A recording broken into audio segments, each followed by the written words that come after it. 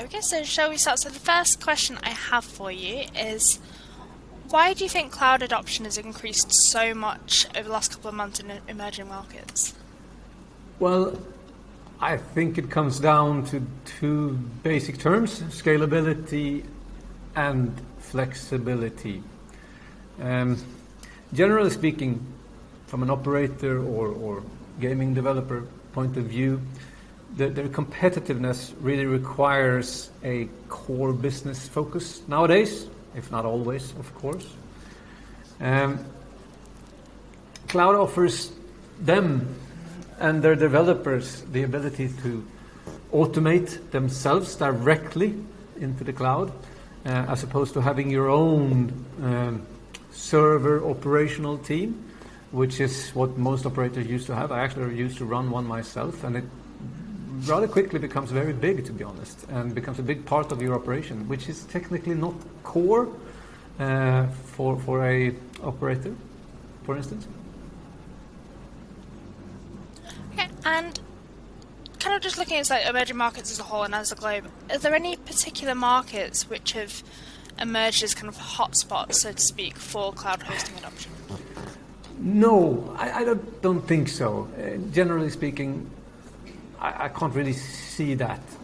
But think of it in another way. If you were an iGaming startup doing your business as of tomorrow, would you even consider to manage your own, set up and manage your own infrastructure? I don't think so. That's not how you do business nowadays in the iGaming space. The bigger operators have another problem. They have legacy systems and infrastructure and technology that they need to cater for. And in order for them to migrate to a cloud setup, which if they're not already doing, most likely will do in the coming years, they will do so as soon as the platform allows them to. It simply doesn't make commercial sense, to be honest, not to migrate, because remaining competitive requires you to, if indeed you are a global operator. And so one thing that you've spoken about quite a lot is that Internet Vikings has been expanding its presence into the US. So you're now live in New Jersey, Illinois, and most recently West Virginia. So just kind of focus on West Virginia. What have been the key challenges when it comes to entering that market, and how have you overcome them? Well, first of all, it's actually West Virginia might not be the most complicated one so far, and at top of that, it's not Illinois. Actually, it's Michigan, Michigan and New Jersey. We are going live in Illinois as well, but we are not up and ready just yet. It's around the corner. All U.S. states should be regarded as emerging markets. U.S. has 50 states. The EU has 26 countries. And those 50 states, they have a different regulatory environment, all of them. So it's like entering any other continent, I would say. Please regard those states as another country. So each and every state would sort of represent their own set of challenges. Not exactly like, some are easier and some are more complicated, but it is a process that you have to go through, getting certified and adapting to those local regulations or licenses, if you're rather. And West Virginia is just one other of those states. This is also why entering the US is not an easy feat, and it takes time.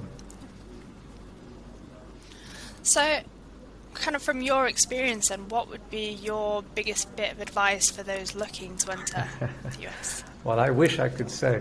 Again, I think you have to keep in mind that the United States of America is a continent. It's not a country in itself. It has 50 states. Not all of them will allow iGaming at once, but hopefully all of them will eventually. And all of those are to be considered as countries with their own set of regulations, just like I said.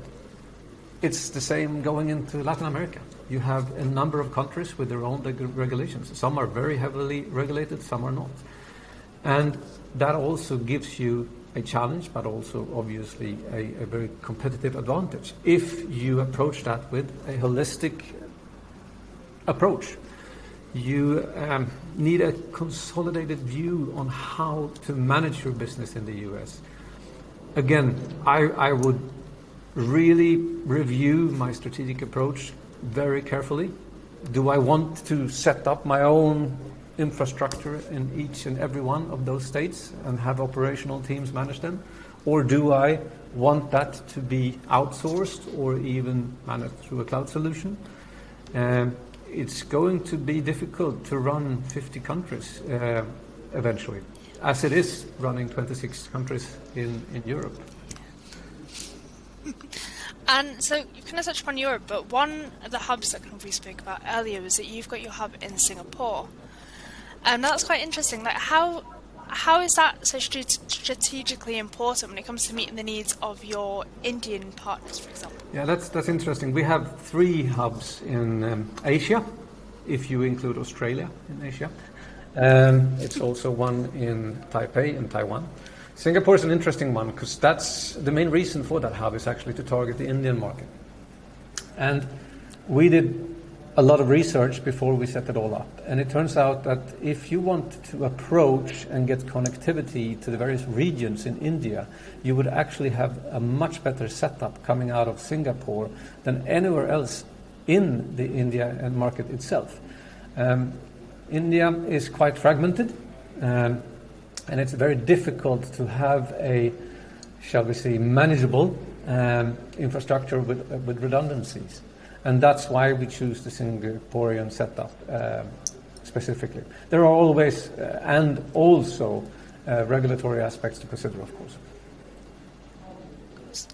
Now, regulation's been quite a big thing in Latin America, and I noticed on your website that you're in the process of setting up a data center in Colombia.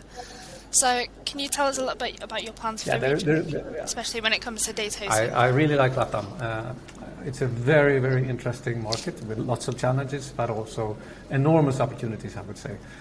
For instance, if we look at Brazil, it has 200 plus million inhabitants, right? That's like 2/3 of the US. It's a big market with only one country, by the way. We have seen Argentina being licensed and quite a few other markets, Colombia included.